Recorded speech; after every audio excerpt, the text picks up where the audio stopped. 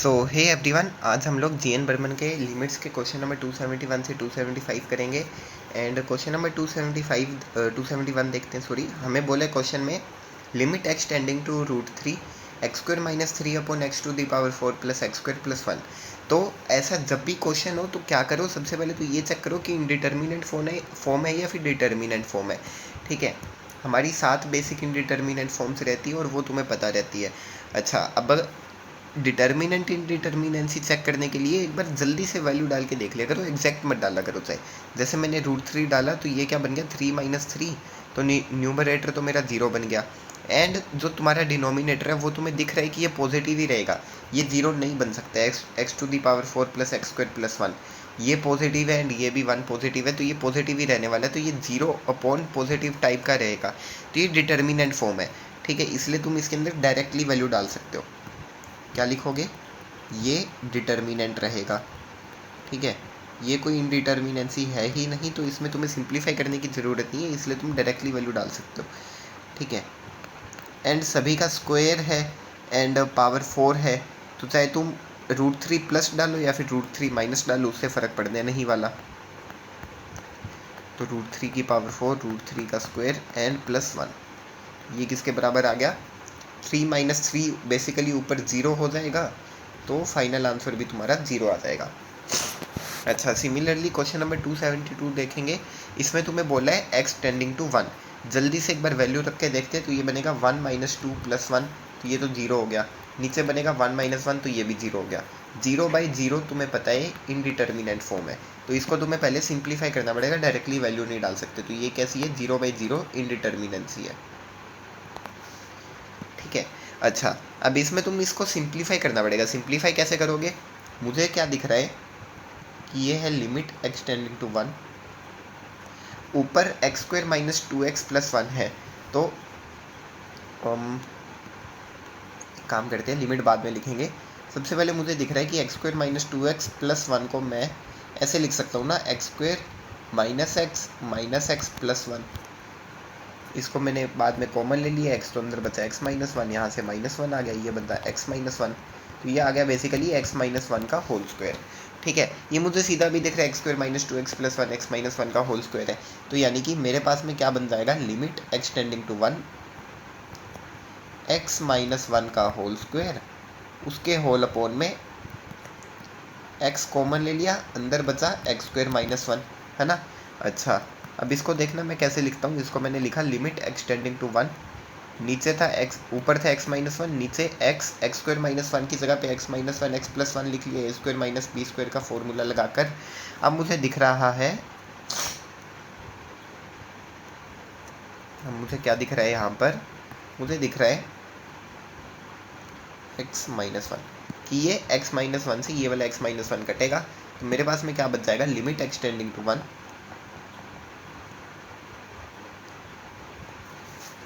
Upon x into x plus 1। अब तुम इसके अंदर डायरेक्टली वैल्यू डालोगे तो तुम्हें दिख रहा होगा। अब तुम हाँ ठीक है, ऊपर x-1 का होल स्क्वायर था, तो ऊपर भी एक x-1 बचेगा। ठीक है, अब तुम इसके अंदर डायरेक्टली वैल्यू डालोगे तो ये डिटर्मिनेंट फॉर्म है। कैसे डिटर्मिनेंट है, इसके अंदर डायरेक्टली x की वैल्यू 1 सब्सटीट्यूट करो, तो ये क्या बनेगा, 1 - 1 अपॉन 1 इंटू 1 + 1। तो नीचे कुछ पॉजिटिव है, ऊपर 0 है, तो 0 अपॉन फाइनाइट, ये तो डिटर्मिनेंट होता है। तो अब तुम इसके अंदर डायरेक्टली वैल्यू डाल सकते हो, तो ये तुम्हारा क्या बन गया, ये बेसिकली तुम्हारा बन गया डिटर्मिनेंट। ठीक है, यानी कि अब इसके अंदर तुम डायरेक्टली वैल्यू डालोगे तो वो क्या बनेगा, 1 - 1 अपॉन 1 इंटू 1 + 1, तो ये तुम्हारा फाइनली इसका आंसर 0 हो जाएगा। आई होप तुम्हें ये समझ में आया होगा। सॉरी।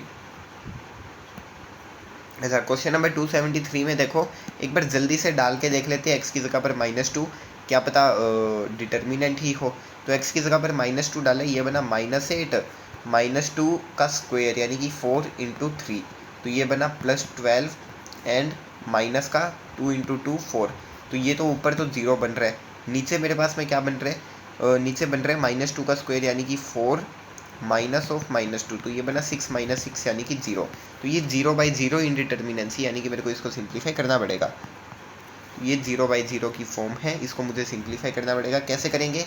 इसके भी फैक्टर्स बना लेंगे, जैसे x³ + 3x² + 2x। अच्छा, फैक्टर तुम्हें जल्दी जल्दी बनाने आने चाहिए, क्योंकि स्पीड बचती है। और अब तुम भाई 12th में हो, लिमिट्स कर रहे हो, तो तुम्हें फैक्टर बनाने तो आने चाहिए एटलीस्ट। क्वाड्रेटिक तो तुम्हारा स्ट्रॉन्ग होना चाहिए। अच्छा, इसके अगर तुम फैक्टर बनाना चाहो तो इसमें तुम देख सकते हो कि मैंने जब x की जगह पर -2 डाला, जब मैंने x की जगह पर -2 डाला तो ये टर्म 0 हो रही है, यानी कि मुझे पता है कि x + 2 तो इसका फैक्टर होगा ही, क्योंकि x बराबर -2 पर ये 0 हो रही है। अब तुम इसको x + 2 से डिवाइड कर लो। x + 2 से जब इसको डिवाइड करोगे तो x³ की टर्म बनाने के लिए x के कोफिशिएंट 1 रहना चाहिए, तो यानी कि यहाँ पर x² आएगा। अच्छा, हाँ सही है, तो यानी कि यहाँ पर 1 आएगा। अच्छा, x की टर्म बनाने के लिए यहाँ पर 2 आएगा। एंड अब तुम देख सकते हो कि यहाँ से 2x² आ गया, तो यहाँ पर x आएगा। ठीक है, तो ये तुम्हारे इसके फैक्टर बनेंगे, x³ + 3x² + 2x के। तुम x कॉमन लेकर भी कर सकते हो, वो भी सही है तुम्हारा। x कॉमन लोगे तो तुम्हारी क्वाड्रेटिक बन जाएगी, तब भी यही आएगा। ठीक है, सही लिखा है ना? हाँ सही लिखा है। x³ + x² + 2x + 2x², सही है। एक सेकेंड, जल्दी से सोल्व करके देख लेते हैं इसको। +x² + 2x + 2x² + 2x + 4। हाँ, ये भाई मैंने फैक्टर गलत बना दिए। तुम एक काम करो, इसमें से x कॉमन ले लेते हैं, इजी पड़ जाएगा काफ़ी। ठीक है, x कॉमन लेंगे तो x³ + 3x² + 2x में से x को तो मैंने कॉमन लिया, तो अंदर मेरे पास में बचा है x² + 3x + 2। अब इसके फैक्टर मुझे दिख रहे हैं, इसके फैक्टर तुम जल्दी से बना लोगे। प्लस का 2x + का x + का 2, इसको लिखोगे x², सॉरी ये x² कहाँ से आ गया भाई, ये है x, इसको लिखोगे x + 2 एंड इसको लिखोगे x + 1। ठीक है, हाँ x + 2 एंड x + 1। तो ये तुम्हारे इसके फैक्टर बनेंगे फाइनली। ठीक है, सिमिलरली डिनोमिनेटर के फैक्टर देख लेते हैं क्या बनेंगे, क्योंकि हमें इनको सिंप्लीफाई करना है ना। तो मुझे दिख रहा है कि डिनोमिनेटर में भी -2 मैंने डाला तो वो कट गया, तो यानी कि x + 2 तो दोनों का फैक्टर है ही, वो तो आंख बंद करके भी लिख सकते हो तुम। तो x² - 3x + 2x में इसको मैं तोड़ सकता हूँ। ठीक है, इसमें से जब मैं कॉमन लूँगा तो ये मेरे पास में आएगा x - 3 + का 2 एंड x - 3। ये मेरे पास में आ गया x - 3 × x - 2, सॉरी x + 2। तो ये मेरे डिनोमिनेटर के फैक्टर हो गए, यानी कि मेरा क्वेश्चन क्या बन गया, लिमिट x टेंडिंग टू -2। और क्वेश्चन मेरा बन गया x × x + 2 × x + 1, मैंने उसको फैक्टर में तोड़ लिया, के होल डिवाइड में x - 3 × x + 2।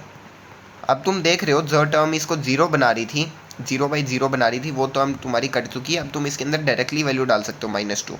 अब तुम इसके अंदर डायरेक्टली वैल्यू डालोगे तो ये क्या बनेगा तुम्हारा, -2 -2 + 1 अपॉन -2 - 3। तो ये मुझे क्या दिख रहा है, ऊपर बन गया -2 + 1 -1, तो ऊपर बन गया +2, नीचे बन गया -5, तो 2/-5 या फिर -2/5। ये तुम्हारा इसका फाइनल आंसर हो गया। अच्छा, 274 नंबर क्वेश्चन देखेंगे एक बार जल्दी से। इसमें x की जगह पर 1 डाल के देख लो, क्या पता डिटर्मिनेंट ही हो।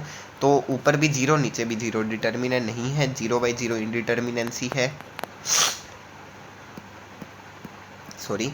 अच्छा, 0/0 की इंडिटर्मिनेंसी है, तो इसको भी सिंप्लीफाई करना पड़ेगा। कैसे सिंप्लीफाई करोगे, ये तो मुझे दिख ही रहा है कि x² - 1 को मैं x - 1 × x + 1 लिख दूँगा, तो ये तो मेरे पास में पड़ा ही है।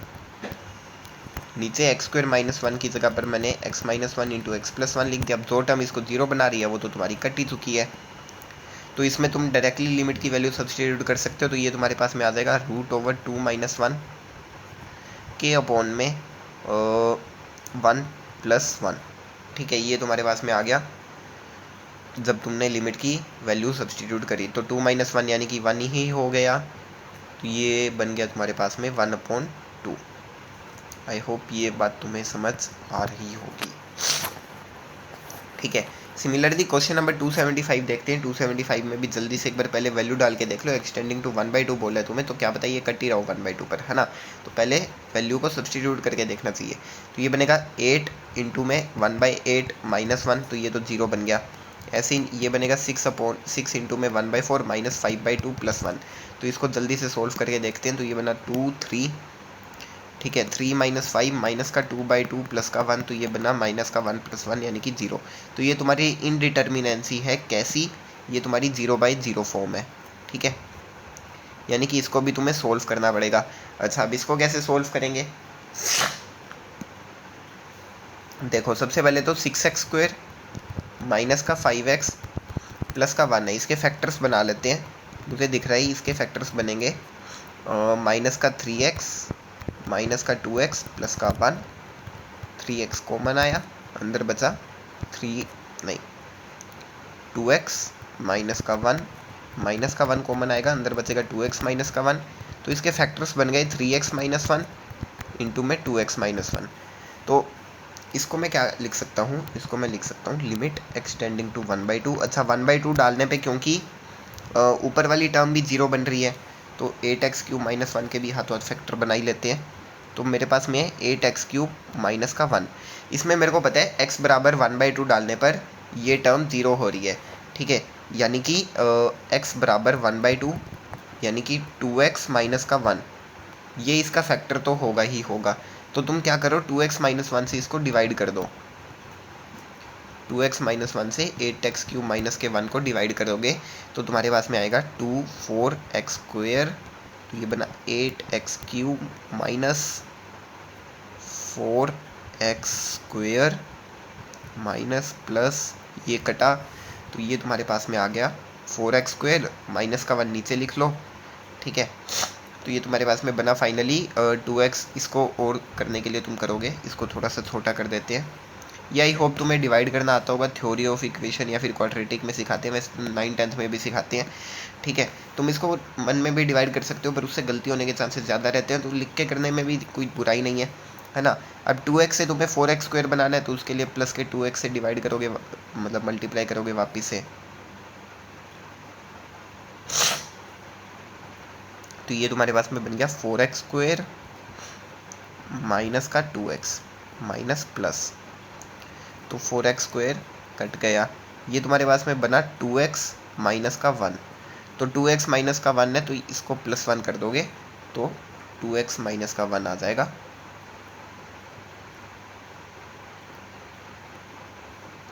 ठीक है, ये बनेगा माइनस, ये बनेगा प्लस, दोनों कट गया। रिमाइंडर तुम्हारा फाइनली 0 ही आना है, क्योंकि मुझे पता है कि ऑलरेडी फैक्टर है। तो मेरे इसके फैक्टर्स क्या बन गए? मेरे फैक्टर्स बन गए 2x माइनस का 1 इंटू में 4x² प्लस का 2x प्लस का 1। ठीक है, अच्छा इसको थोड़ा सा छोटा कर देते हैं।